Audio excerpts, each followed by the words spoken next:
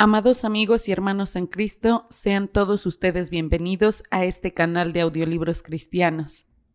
Pues bien, el día de hoy estamos por comenzar la grabación del cuarto capítulo del libro Difícil de Creer y estoy muy contenta de compartir con todos ustedes que el Señor cuida de nosotros y ve por nosotros, ve por cada uno de sus hijos y las necesidades que cada uno de nosotros tenemos.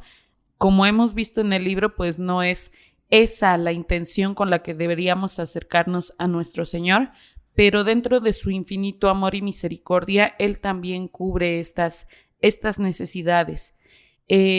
Como les comentaba en capítulos anteriores, de repente me encuentro grabando ya a las 2, 3 de la madrugada para poder subir el audiolibro. Gracias a Dios he tenido mucho trabajo, mucha carga laboral y en ocasiones pues me siento cansada, frustrada, abrumada y hay momentos en los que definitivamente le digo al Señor, dame un tiempo y el día de hoy estoy en ese tiempo, me encuentro en un cuarto piso, en una terraza, viendo el clima tan bonito que el día de hoy el Señor nos regaló. Aquí en México han estado cayendo tormentas en las cuales también nos admiramos de la gloria y la fuerza de Dios, pues con los truenos de los cielos, pero el día de hoy hace un día no caluroso, pero sí un poquito fresco, se siente la brisa del aire. Pues vemos otros edificios, también estamos viendo los tinacos de algunas casas, pero podemos tener esa bendición del descanso dentro de nuestro Padre. Bien, antes de comenzar el capítulo, como en cada video, los invito a que tengamos un momento de oración y de reflexión. Te invito a que si tienes la oportunidad, cierres tus ojos terrenales y abras los espirituales. Y si te gustaría que añadiéramos alguna petición de oración a los videos, te invito a que la dejes en los comentarios para que como hermanos nos podamos unir en oración por tu petición. Bendito Dios y Padre Celestial, el día de hoy quiero agradecerte porque solo mediante ti podemos tener esa completa calma y tranquilidad aun cuando hay momentos de turbulencia y agitación. Quiero darte las gracias, Señor, porque delante de ti y bajo tus alas podemos permanecer en quietud, y esa en ocasiones es nuestra única responsabilidad, y es lo que tú nos ordenas, Padre, mantenernos quietos, y así, en esa quietud, poder admirar tu gloria y tu grandeza, Señor. Te agradezco porque a pesar de ser vasos indignos, tú has puesto dentro de nosotros el mensaje de salvación, el mensaje más importante del mundo.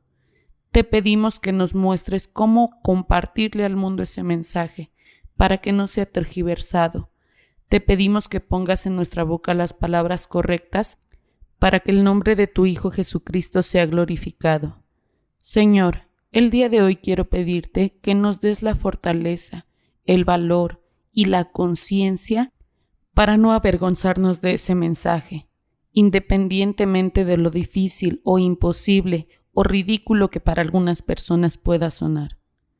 Te pido que nos pongas en los lugares correctos y que seas tú quien haga noble el alma de quien va a escuchar tu palabra, que sea tu Espíritu el que nos dirija para hablar las cosas conforme a tu verdad.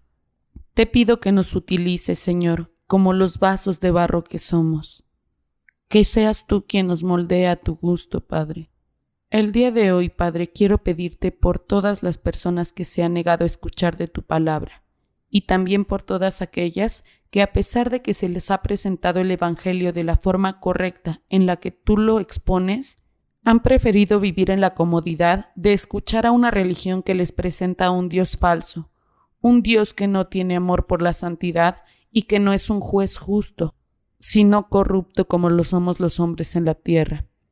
Te pido que les des discernimiento, Padre, que los proveas de tu Espíritu, Señor, para que sean convencidos de pecado, de justicia y de juicio. Todo esto te lo pedimos y te damos gracias en el nombre de nuestro Señor Jesucristo. Amén. Capítulo 4. El mejor ejemplo. Pablo sufrió y luchó fuertemente en el servicio de su fe. Tal vez se pudiera arguir que sencillamente él no es el mejor ejemplo a seguir para modelar nuestro propio comportamiento.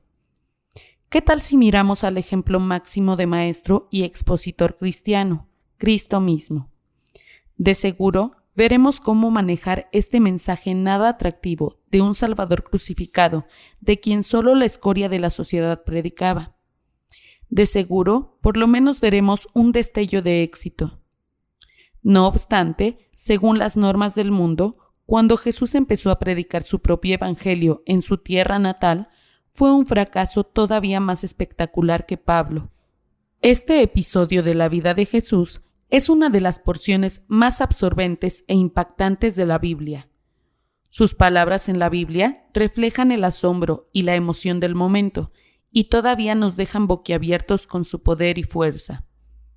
El drama cautivador empieza en Lucas 4, versículos del 16 al 21. Vino a Nazaret, donde se había criado, y en el día de reposo entró en la sinagoga conforme a su costumbre y se levantó a leer. Y se le dio el libro del profeta Isaías, y habiendo abierto el libro, halló el lugar donde estaba escrito: El Espíritu del Señor está sobre mí, por cuanto me ha ungido para dar las buenas a los pobres. Me ha enviado a sanar a los quebrantados de corazón, a pregonar libertad a los cautivos y vista a los ciegos, a poner en libertad a los oprimidos, a predicar el año agradable del Señor. Y enrollando el libro, lo dio al ministro y se sentó. Y los ojos de todos en la sinagoga estaban fijos en él, y comenzó a decirles: Hoy se ha cumplido esta escritura delante de vosotros. Imagínese que va a la iglesia el próximo domingo, esperando oír a su pastor predicar, y que el Señor Jesucristo se presente en persona para decirle que ha venido para cumplir las profecías de su segunda venida.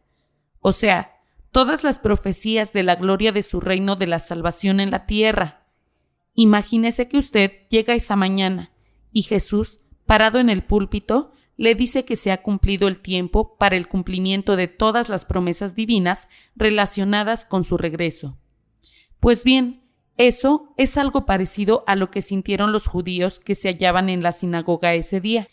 Habían ido a la sinagoga toda su vida y habían oído lectura tras lectura de la Torá, la ley, la Haftará y los profetas, así como sermón tras sermón, sábado tras sábado desde siempre. Habían oído mucha enseñanza acerca del Mesías y habían leído muchos pasajes bíblicos acerca de su venida y de su reino. Pero de repente, ese sábado, en el 28 después de Cristo, en una oscura sinagoga de una insignificante ciudad obrera llamada Nazaret, ahí estaba él. Durante todos esos años, se habían reunido para oír la ley y los profetas, y la ley y los profetas hablaban del Mesías. Habían asistido a la sinagoga local que Filón describió como una casa de instrucción donde la gente oía la lectura y explicación de las Escrituras. Muchas veces el pasaje era mesiánico y al escucharlo, sus corazones se llenaban de esperanza por la llegada del Mesías. Su historia había sido lúgubre por siglos. Los romanos paganos los dominaban y la esperanza en el Mesías a menudo era tenue. Pero aquel día el Mesías llegó y estaba en persona leyendo y exponiendo las Escrituras. La reputación de Jesús como maestro y obrador de milagros había ido creciendo, y por eso estaban tan emocionados, porque él iba a hablar en su mismo pueblo natal. Los versículos 14 y 15 nos dicen: Y se difundió su fama por toda la tierra de alrededor, y enseñaba en las sinagogas de ellos, y era glorificado por todos. Su reputación estaba creciendo cuando entró en esa sinagoga en Nazaret para iniciar su ministerio de año y medio en Galilea. Ya había ministrado casi por un año en el sur, en Judea, con unas cuantas visitas a Galilea, así que ya en ese tiempo corrían las noticias acerca de él. Fue a la sinagoga que había frecuentado cuando era niño. Sí, como los historiadores nos dicen, Nazaret tenía una población como de 20,000 habitantes. Seguramente tenía varias sinagogas. Aquellas sinagogas estarían esparcidas por los barrios, al igual que las iglesias en los días en que todos acostumbrábamos caminar hasta la iglesia, y esta era la sinagoga local de su familia. Todas las caras familiares estaban ahí. Al entrar en la sinagoga, habría visto a los vecinos con los que se crió, así como todo un sinnúmero de tías, tíos, primos y otros parientes. Hasta aquí, la historia del ministerio de Jesús había sido bastante positiva. En todo el lapso que abarcan los 4 capítulos del Evangelio de Lucas y por más de un año de ministerio, todo había marchado bien. Ahí, al principio de esta reunión, en la sinagoga de su pueblo natal, nos enteramos que todos lo admiraban. Médico, cúrate a ti mismo. Pero pronto las cosas se pusieron difíciles. Siguiendo en Lucas 4 del 22 al 30. Y todos daban buen testimonio de él, y estaban maravillados de las palabras de gracia que salían de su boca, y decían: ¿No es este el hijo de José? Él les dijo: sin duda me diréis este refrán: médico, cúrate a ti mismo. De tantas cosas que hemos oído que se han hecho en Capernaum, haz también aquí en tu tierra. Y añadió: de cierto os digo que ningún profeta es acepto en su propia tierra. Y en verdad os digo que muchas viudas había en Israel en los días de Elías, cuando el cielo fue cerrado por 3 años y 6 meses, y hubo una gran hambre en toda la tierra. Pero a ninguna de ellas fue enviado Elías, sino a una mujer viuda en Sarepta de Sidón. Y muchos leprosos había en Israel en el tiempo del profeta Eliseo, pero ninguno de ellos fue limpiado, sino Naamán el sirio. Al oír estas cosas, todos en la sinagoga se llenaron de ira, y levantándose, le echaron fuera de la ciudad y le llevaron hasta la cumbre del monte sobre el cual estaba edificada la ciudad de ellos, para despeñarle. Mas él pasó por en medio de ellos y se fue. Esto fue absolutamente inesperado. ¿Qué pasó? ¿Qué salió mal? Todo empezó tan bien. Jesús leyó las profecías mesiánicas de Isaías 61 del 1 al 2, luego una sección de Isaías 58:6, y entonces explicó que ese día las escrituras se habían cumplido. En otras palabras, les dijo que Él era el cumplimiento de las promesas mesiánicas. Les dijo que Él, quien precisamente estaba en medio de ellos y a quien oían hablar, era el largamente esperado Mesías. Había llegado a cumplir las antiguas promesas divinas, a predicar el año agradable del Señor, lo que significaba la era de la salvación. Él, el Salvador que traería la salvación, estaba frente a todos ellos, quienes estaban oyendo su voz y viendo su cara. Con él llegaba la salvación para los pobres, los presos, los ciegos, los proscritos, los afligidos, los oprimidos y los pisoteados. Su mensaje era inconfundible. La salvación está al alcance de los que confiesan su pobreza espiritual, su esclavitud espiritual, sus tinieblas espirituales, su derrota espiritual. Muchas veces el rabino se paraba en la sinagoga y decía: la hora bendita del Mesías llegará. Los que vean con sus propios ojos al Mesías serán grandemente bendecidos. Los ojos honrados con ver al Mesías son los ojos más bendecidos, y los oídos honrados con oír su voz son los oídos más bendecidos.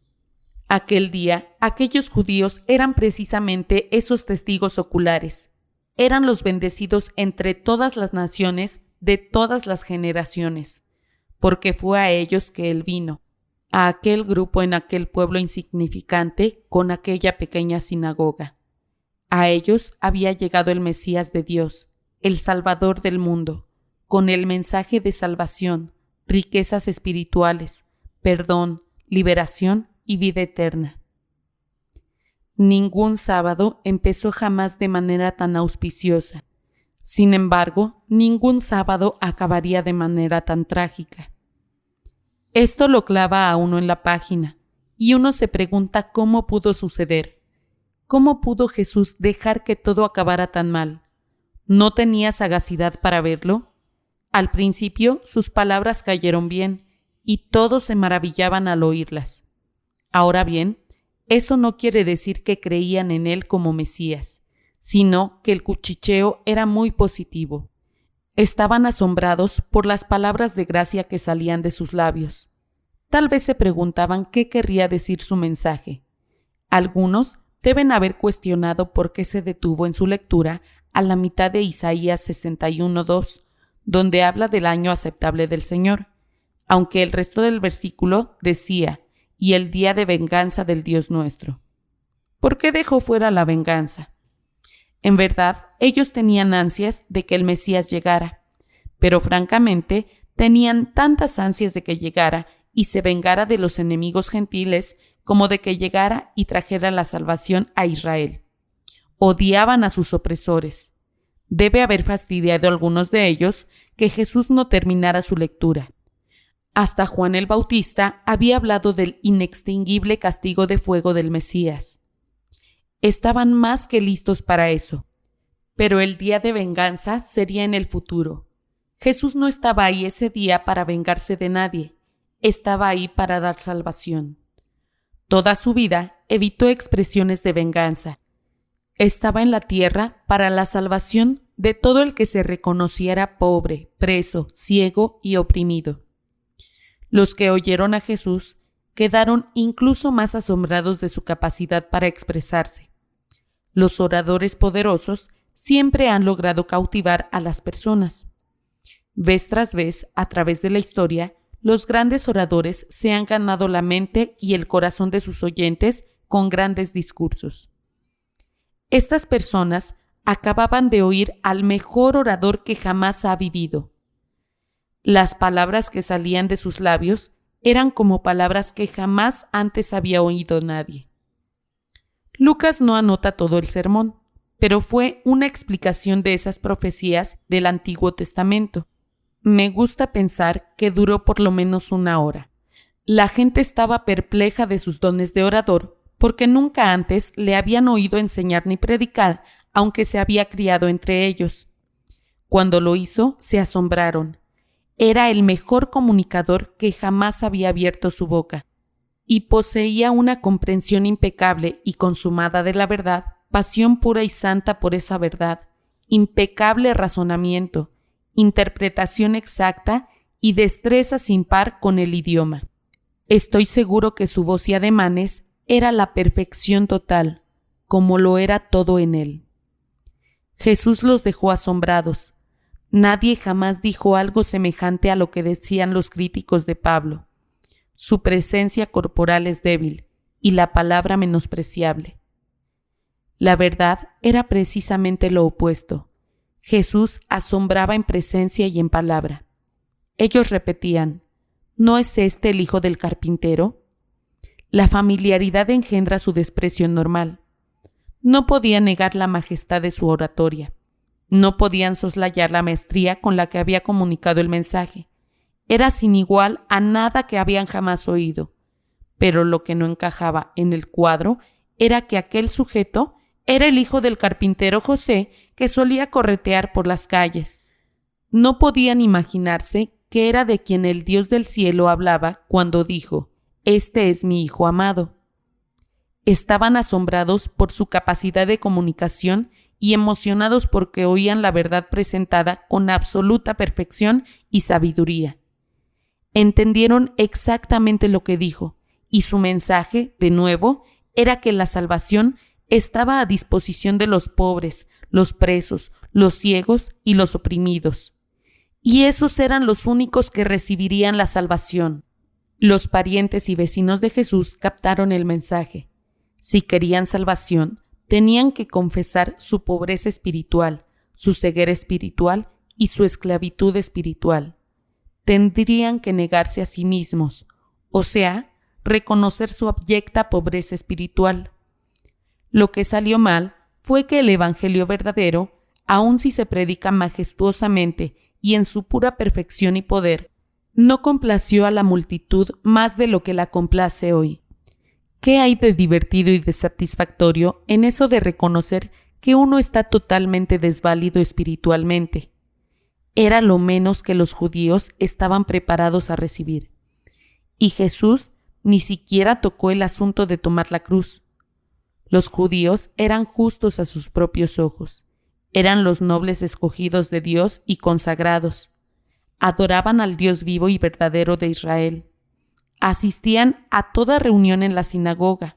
daban sus diezmos, oraban, ayunaban. Eran como el fariseo de Lucas 18. Eran el pueblo de Dios. Eran como Pablo en Filipenses 3, circuncidados y con toda la alcurnia tribal. Eran el pueblo de Israel. Eran tradicionalistas, eran ceremoniosos, eran celosos de la ley, guardaban la ley en apariencia tan impecablemente como podían. Estaban pensando, vamos, nosotros no somos pobres espiritualmente, ni presos, ni ciegos, ni oprimidos. Eso puede serlo cualquier otro. Los gentiles sí. No nos gusta la insinuación que nosotros lo somos. Por supuesto, Jesús sabía cuál sería su reacción, pero acomodó sus comentarios para agradar a la gente, salvaguardó su reputación diciéndoles lo que ellos querían oír y que les habría hecho sentirse a gusto.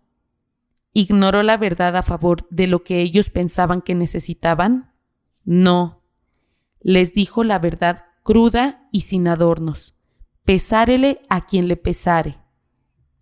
Al hacerlo así, nos da el mejor ejemplo, el ejemplo perfecto de cómo predicar el Evangelio siendo fieles a la verdad, aunque sus más viejos amigos y parientes más cercanos quieran matarlo por eso.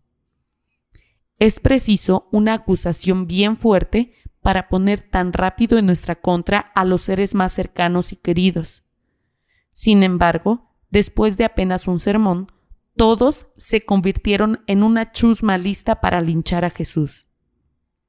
Su público familiar se sumergió en una oleada de negación y preservación propia. No podemos aceptar este mensaje y no es posible que nosotros seamos el problema, así que debe ser Él. Además, ¿cómo sabemos que de verdad Él es el Mesías?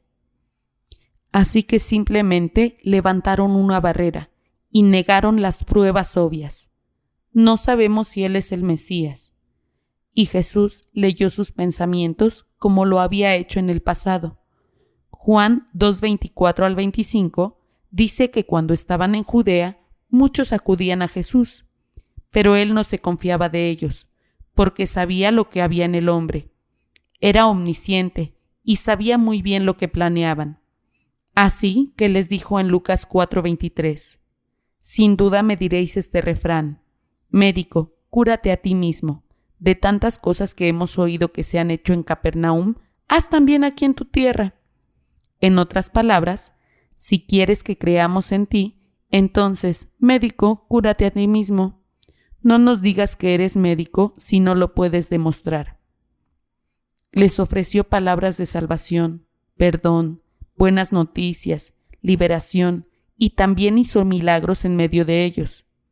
Para recibir todo eso, no obstante, ellos tenían que estar dispuestos a reconocer que eran pobres, presos, ciegos y oprimidos. Eso era absolutamente inconcebible. Jamás tal confesión iba a brotar de corazones tan convencidos de sí mismos, endurecidos y llenos de orgullo y engreimiento religioso. Jesús lo sabía porque lee en los corazones como un libro abierto. Pero este es un punto clave que es fácil pasar por alto. Los milagros eran algo completamente irrelevante. Aun si Jesús hubiera realizado milagros, no había probado que podía salvar a los pecadores.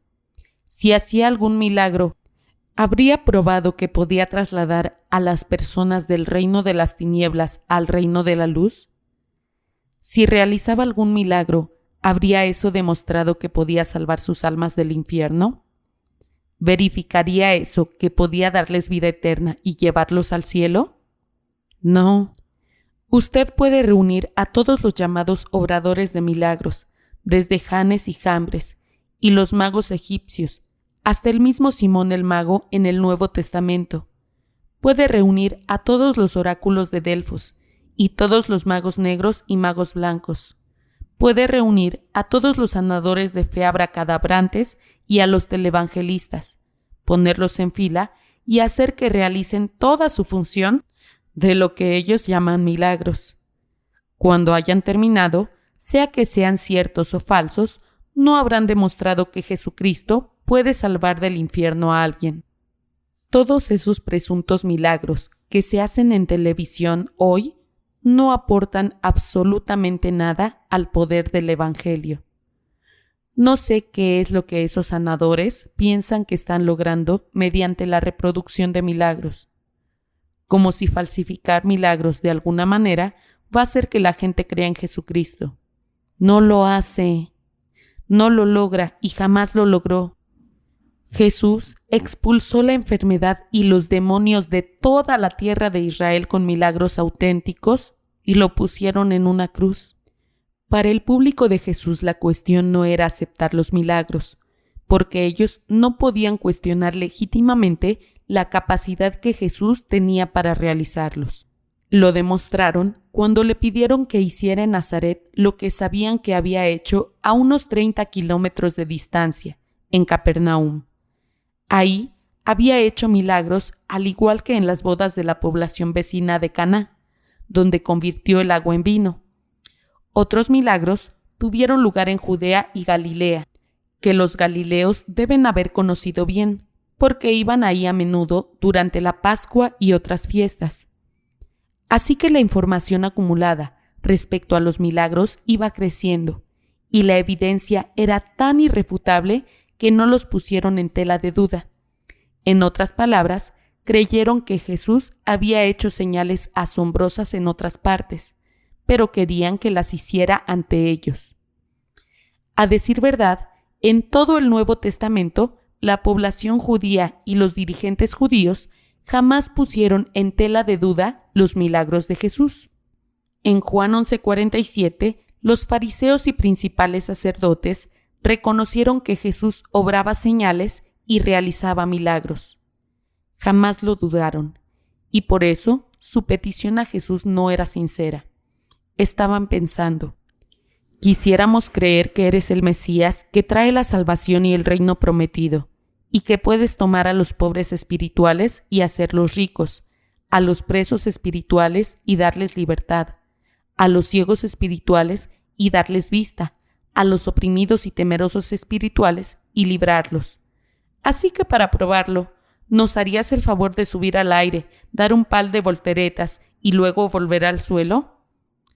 Eso no habría probado nada en cuanto al poder de salvación.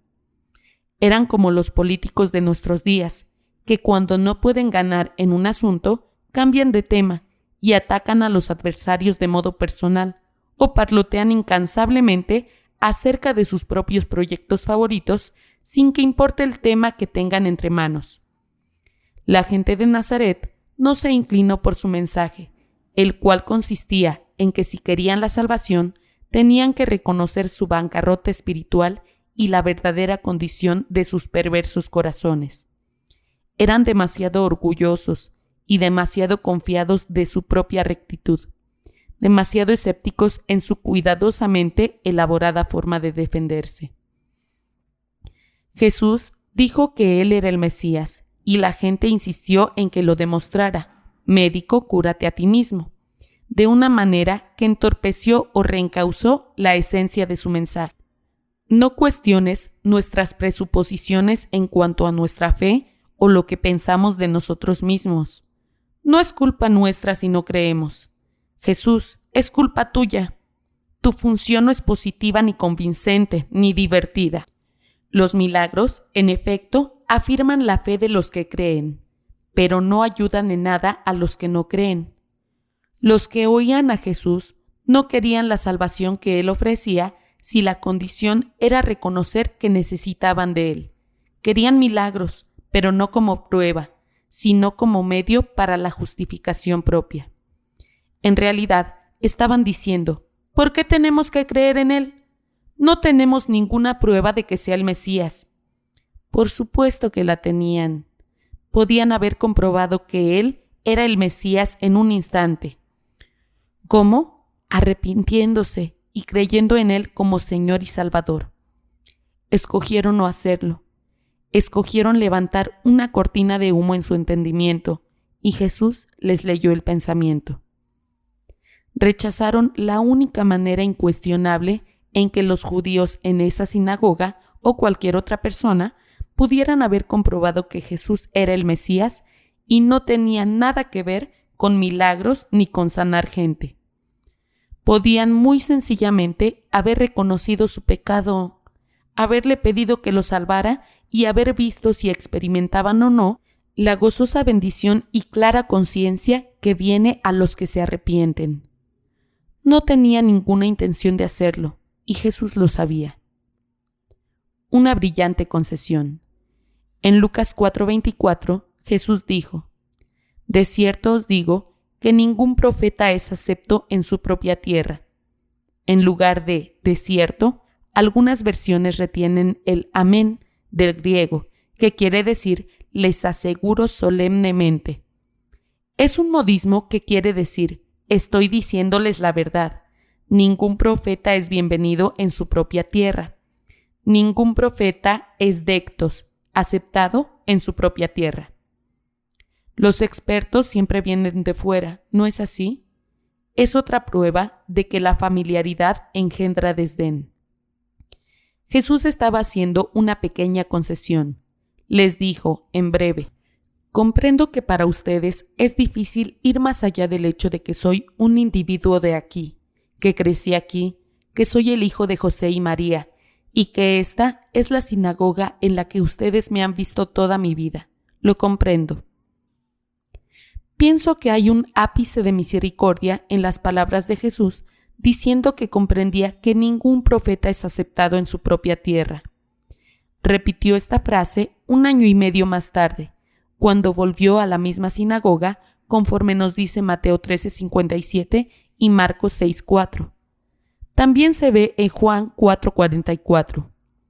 Jesús hizo esta concesión a la luz de lo que es la conducta humana, pero luego hizo una transición brillante y profunda. Trajo a colación a 2 profetas, Elías en Lucas 4:25 y Eliseo en el versículo 27, a quienes el pueblo de Israel había odiado, rechazado y rehusado oír. Los que oían a Jesús sabían bien de Elías, el gran profeta de Israel. Durante su ministerio, alrededor del año 850 a.C., había muchas viudas. Por otra parte, la adoración a Baal se había generalizado debido a que el rey Acab se había casado con una pagana llamada Jezabel, que adoraba a Baal. Acab empezó a adorar a Baal por influencia de su esposa, y pronto todo Israel siguió su ejemplo. Acab era tan perverso, nos dice Primera de Reyes 16:33, que hizo más que todos los reyes de Israel que reinaron antes que él para provocar la ira de Jehová Dios de Israel. El capítulo 17 de Primera de Reyes empieza relatando que el profeta Elías pidió que descendiera el castigo de Dios sobre Acab y sus súbditos. Elías oró al Dios verdadero, pidiendo que enviara una sequía para demostrar que Baal, el dios pagano de la lluvia y fertilidad que Acab adoraba, era un dios falso e impotente. Dios respondió a la petición de Elías con una sequía que duró 3 años y medio. En Lucas 4, del 25 al 26, Jesús recuerda a sus oyentes que Dios envió a Elías a una viuda empobrecida en la ciudad de Sarepta, en el momento más difícil de la sequía, y que el profeta le dijo a ella en el nombre del Señor que si compartía con él lo que le quedaba de comida, el Señor supliría todas sus necesidades hasta que volvieran las lluvias. Ella obedeció al Dios verdadero, a pesar de tener harina y aceite apenas para una última comida para ella y su hijo.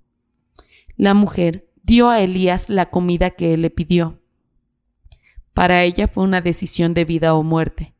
Sin ningún otro medio de sostén, esperaba morir de hambre después de haber comido lo último que quedaba en su casa. Compartir lo poco que tenía con aquel extraño solo lograría que su fin desesperado se adelantara. Sin embargo, por cuanto fue obediente, Dios le mostró misericordia, y desde entonces hasta que terminó la sequía, milagrosamente reabastecía su artesa de harina y su cántaro de aceite. Esta historia enfureció a los judíos, porque la viuda de Sarepta era una gentil en una cultura que adoraba a Baal, y sin embargo, Dios dejó a un lado a muchas viudas necesitadas que había en Israel y mandó a Elías a aquella mujer que no había hecho ningún esfuerzo por observar las leyes religiosas que tanto obsesionaban a los israelitas. Fue su fe individual en el Dios verdadero lo que importó, y no su alcurnia tribal o religiosa. ¿Cómo era posible tal cosa? ¿Cómo podía Dios bendecir a una gentil despreciable en tierra pagana, mientras al mismo tiempo parece ignorar a los judíos que se apegaban a la ley? Era el colmo. Aunque los presentes en la sinagoga se enfurecían cada vez más, Jesús siguió diciendo la verdad.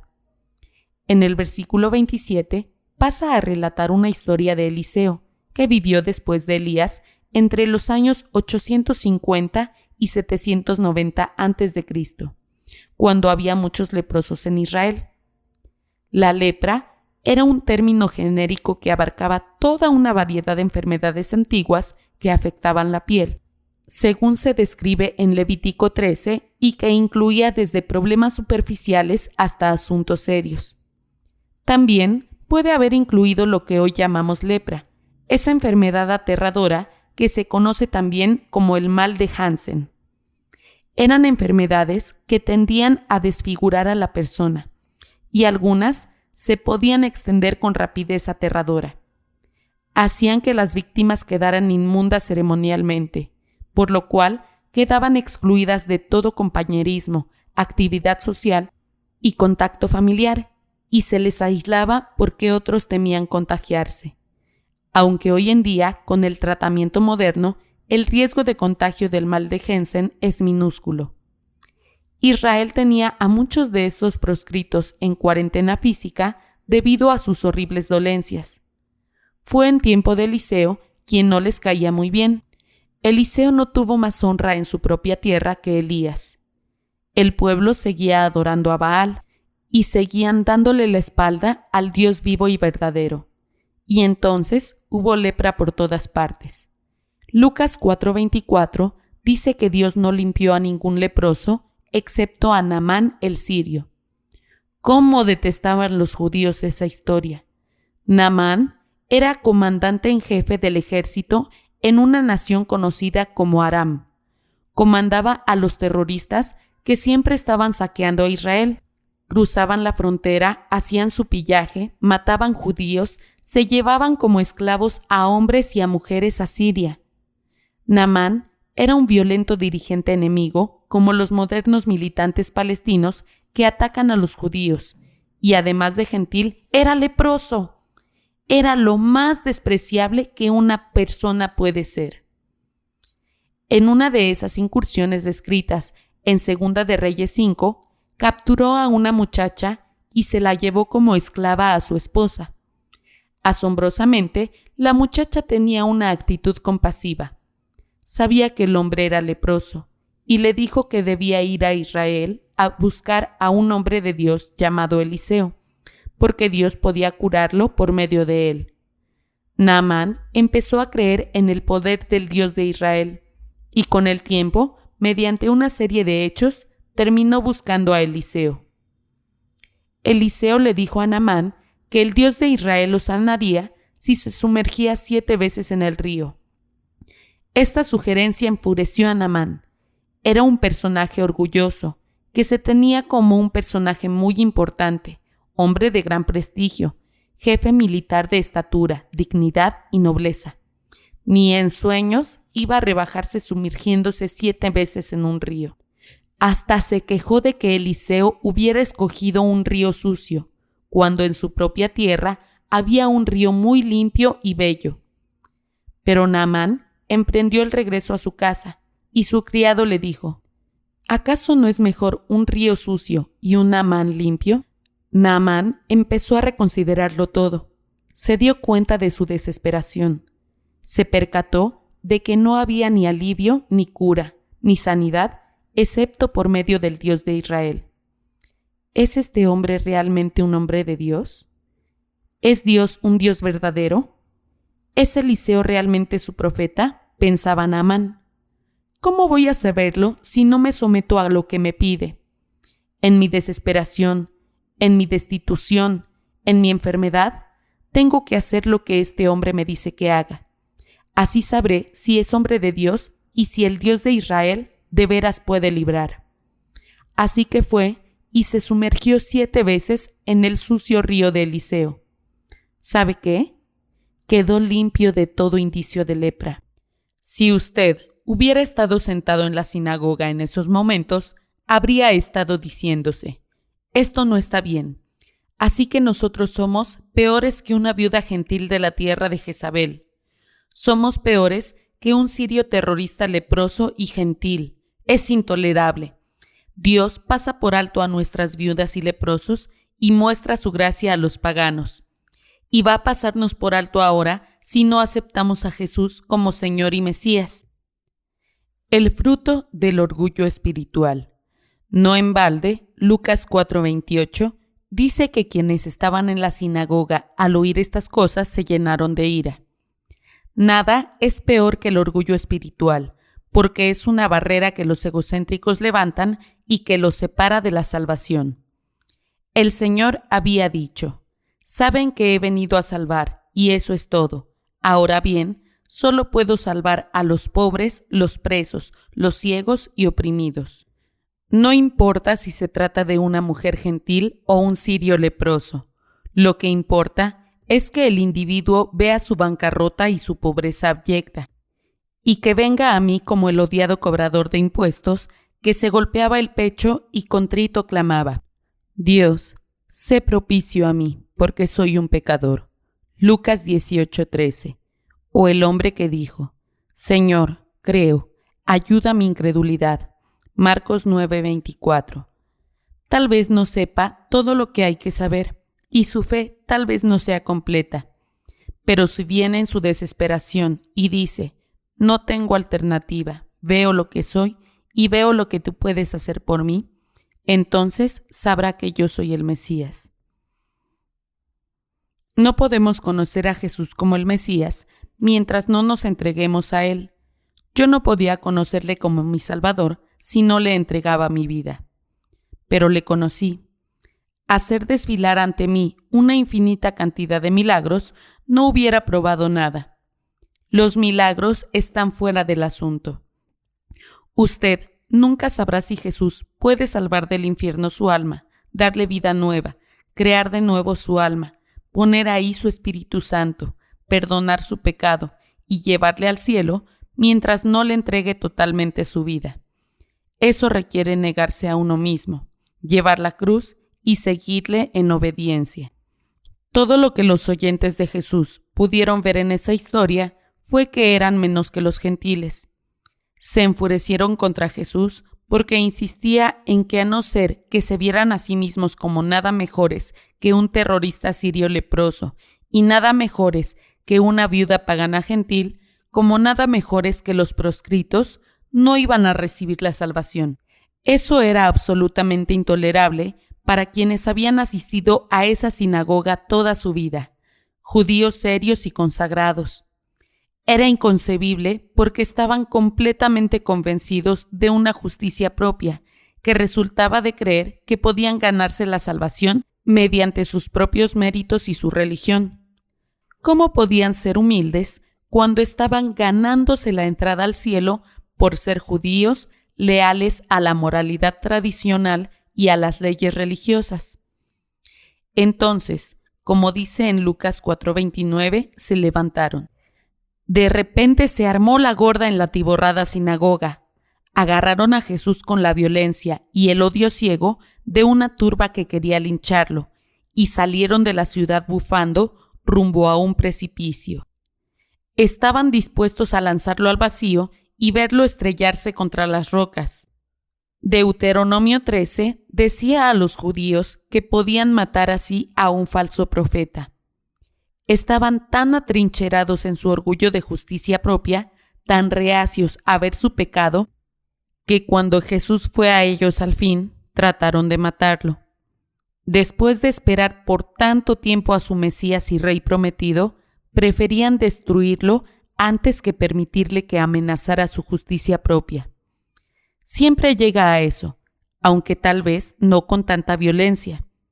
Hay solo una razón por la que la gente que sabe la verdad del Evangelio no está dispuesta a arrepentirse y creer. Es que no se ven como pobres, presos, ciegos y oprimidos. Esto no tiene nada que ver con el estilo de música que ofrece su iglesia, ni el drama que presenta en su plataforma, ni la calidad de su presentación láser. Tiene que ver con la mortandad espiritual y la ceguera del orgullo. Dios no ofrece nada a los que están contentos en su propia condición, excepto castigo. Si usted no piensa que se dirige al infierno y no piensa que necesita perdón, es porque no asigna ningún valor al Evangelio de la gracia. A su modo de pensar, aquellos judíos en la sinagoga eran los respetables. Eran los consagrados, los escogidos, los verdaderos adoradores, los fieles a la ley, los que guardaban las ceremonias, los que seguían el pacto. Los gentiles eran miserables idólatras, proscritos destituidos. Los judíos jamás podían verse a sí mismos como viudas o leprosos espirituales. Religiosos como eran, los parientes, amigos y vecinos de Jesús se disgustaron tanto por lo que él dijo que trataron de matarlo. Reaccionaron tan violentamente ante aquel mensaje porque no querían que los humillaran. No se puede predicar la salvación, ni conducir a nadie a la salvación, ni alcanzar la salvación, a menos que uno esté dispuesto a humillarse y reconocer su condición de pecador. De nuevo, esto es cuestión de negarse a uno mismo, ¿verdad? Trataron de asesinarlo, pero esa no era su prerrogativa, porque no era a la manera divina ni en el momento divino. Lucas 4:30 describe una calma sobrenatural instantánea, mas él pasó por en medio de ellos y se fue. No sabemos cómo sucedió. De alguna manera milagrosa, sencillamente se fue. Ahí estaba el milagro que ellos habían pedido, pero el milagro les sacó de en medio de ellos, como símbolo del juicio que acarreaban sobre sí mismos por su odio e incredulidad. ¡Qué triste! Lo que podría haber sido para ellos perdón y plenitud de gozo para siempre, lo rechazaron. ¿Qué tal en cuanto a usted? ¿Quiere saber si Jesús es lo que dice ser? Primero, tiene que avenirse al diagnóstico que Él hace de su condición espiritual. Confiese su completa pecaminosidad, niéguese a sí mismo y entréguele su vida. Es la única manera en que podrá saberlo. ¿Se ve a sí mismo entre los pobres, los presos, los ciegos y oprimidos? Si no, usted podrá presenciar todos los milagros que se hagan bajo el sol, reales o ficticios. Podrá ver el desfile entero de espectáculos que haya para ver y nada le va a convencer. Hay solo una manera de conocer que Jesús puede salvar del infierno su alma, cambiar su vida y llevarlo al cielo eterno con todos sus pecados perdonados. La única manera es ser suficientemente sincero y desesperado para reconocer su pecado. Esa es la única clase de persona que Jesús puede salvar. Tome su vida miserable y arruinada, entréguesela a Él y vea lo que Él hace con ella. Eso es lo que tiene que hacer y esa es la invitación que usted tiene que proclamar. Verdadera libertad. Probablemente nada es más cierto acerca de los pecadores de hoy que el que piensan que son libres. Ven el cristianismo como una especie de esclavitud. De todo lo que hablan es de derechos. Nadie va a pisotear mis derechos. Soy lo que me venga en gana. Soy libre para ser yo mismo. Uno oye semejante afirmación de mente vez tras vez. Tales personas no son libres. La Biblia los define como prisioneros. El pecado los ha puesto en deuda con Dios, y es una deuda que no pueden pagar. Son esclavos y les espera la muerte eterna. Según Hebreos 2:15, Satanás esgrime el poder de la muerte y tiene cautivos a los que por el temor de la muerte estaban durante toda la vida sujetos a servidumbre. Son hijos de ira y Efesios 2:2 los llama hijos de desobediencia, que están sujetos al poder de su propio pecado y esclavizados por él mismo. La sentencia divina para ellos es prisión por toda la eternidad en el infierno, donde nunca morirán. Su verdadero soberano, el verdadero juez real que los encarcela, los declara culpables y los sentencia a muerte, es Dios mismo. Es Dios quien destruye el alma y el cuerpo en el infierno. El pecador es prisionero de Satanás y del pecado, pero más que eso, es un prisionero de Dios, el verdugo eterno, quien lo considera culpable y le tiene deparada una muerte horrorosa e interminable. Esa es la alternativa, muerte eterna o vida eterna. Para ganar la vida eterna, usted tiene que dejar a un lado su orgullo espiritual y morir a sí mismo. Para conducir a otros a Cristo, para salvarlos de este castigo eterno, usted tiene que hablar la verdad en amor. Tiene que decirles la verdad sin rodeos. ¿Le parece imposible? ¿Lo hará callar su público? Pues bien, hasta donde yo puedo ver, hicieron callar a Jesús. Es más, detestaban tanto su mensaje que sus propios parientes y vecinos enfurecidos trataron de matarlo por predicarlo. Si usted sufre por la verdad del Evangelio, y sufrirá, recuerde que está en buena compañía. Está siguiendo el mejor ejemplo de uno que sirvió a Dios. Usted está del lado del Señor y está desechando su justicia propia para pasar por la puerta angosta del Evangelio que lleva a la vida eterna y dando fielmente este Evangelio a otros. Un valor inapreciable. Algunos somos tan afortunados por la gracia de Dios que podemos experimentar algunos momentos en esta tierra en los que la preciosidad del Evangelio se manifiesta con claridad transformadora. En esos momentos nos damos cuenta de que preservar y proclamar el mensaje de salvación bien vale lo que cuesta, porque es un valor que está por encima de cualquier precio. Cuando asistía a la universidad, hablé durante un banquete en el que recibí un premio por jugar fútbol estadounidense. Di testimonio de mi amor por Cristo. Alguien vino a verme después y me dijo: «Conozco a una joven que está en el hospital y que tú podrías ayudar. Ella necesita oír lo que tú dices». Yo no era pastor y no había tenido ninguna preparación seria para ser consejero. Era un jugador de fútbol con 21 años, pero le dije al hombre que la visitaría.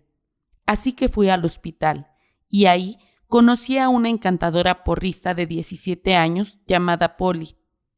Su novio le había disparado por accidente en el cuello y le había cercenado la espina dorsal. Ahí estaba ella, acostada sobre una piel de carnero para minimizar las llagas de la cama y tapada. Me presenté y le expliqué que alguien me había pedido que fuera a verla. Luego le dije: «No puedo ni imaginarme lo que estás pasando». Las primeras palabras que salieron de su boca fueron: «Me suicidaría si pudiera. No tengo ninguna razón para vivir». Sin saber otra cosa que hacer, empecé a presentarle el Evangelio. No es lo que le pasa a tu cuerpo lo que importa, Polly, sino lo que le pasa a tu alma eterna. Vas a vivir para siempre en algún lugar. Dios puede poner gozo en tu corazón hoy mismo si resuelves el asunto de tu alma. ¿Te gustaría oír cómo puede suceder eso? Seguro, me dijo. Está bien, estoy desesperada. Así que le expuse el Evangelio, lo que Cristo había hecho en la cruz, y le dije que Cristo le pedía su vida. Vaya conversación seria. Cuando terminé le dije: «Polly, ¿quisieras confesar a Jesús como tu Señor y seguirle para recibir su perdón y vida eterna?» «Lo quiero», me dijo. «No sé qué otra cosa hacer». Así que oramos juntos y yo volví a visitarla varias veces. En una de esas visitas me dijo: «¿Sabes, Juan? En varios sentidos me alegro de que sucedió este accidente. Si no hubiera pasado, nunca habría conocido a Jesucristo». Aunque lo que había sufrido era terrible, Poli estaba empezando a percibir que lo que podía ganar en el camino a la vida eterna valía más que el precio del sufrimiento físico en esta vida. Me dije, esto sí vale. Andar corriendo en una cancha con un pedazo de cuero bajo el brazo ante los gritos de la multitud no vale nada. Esto sí vale. Debido a ese episodio y otro que les contaré más adelante, la vida tomó para mí un tono completamente diferente. El hecho de que Dios había permitido que Poli respondiera a esa presentación del Evangelio me hizo darme cuenta de que Jesús podía usarme de esa manera. Poli se convirtió en seguidora de Jesucristo y con el tiempo conoció y se casó con un maravilloso creyente. Al mirar atrás en mi vida, mi experiencia con ella ejerció un impacto de primer orden en mi decisión de servir al Señor del Evangelio. Después de esa exposición al poder del Evangelio, pensé, esto es lo que quiero para mi vida. Ninguna otra cosa se le acerca siquiera en importancia. Bueno, hermanos, así terminamos este cuarto capítulo. Creo que cada que avanzamos más, me deja más anonadada y más sorprendida el texto que nos revela este autor. Ay, bueno, realmente es un libro que nos sacude muchísimo. En este caso, creo que nos muestra qué tan miedosos a veces somos para compartir el Evangelio. Y no es para menos, honestamente, no es para menos, ya que si a Jesús, sus amigos, o sea, gente que creció con él, quiso matarlo después de exponerles la verdad, yo siento que, como lo dice el libro, en ocasiones ni siquiera queremos ver pruebas.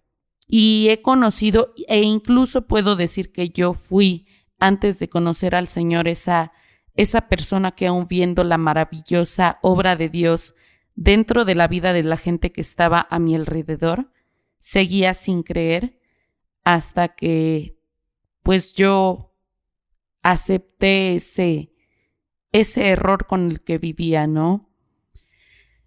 En este caso nos duele mucho que alguien nos diga que estamos mal, y sobre todo yo creo que en ese tiempo para los judíos era algo terrible que los compararan con gente que hasta cierto punto, por lo que vemos, con Naamán era un asesino, y ellos pues buscaban esforzarse, le echaban ganitas en cuanto a cumplir lo mejor que se pudiera, incluso en la apariencia, ¿no? Hasta un poquito hipócrita se veía.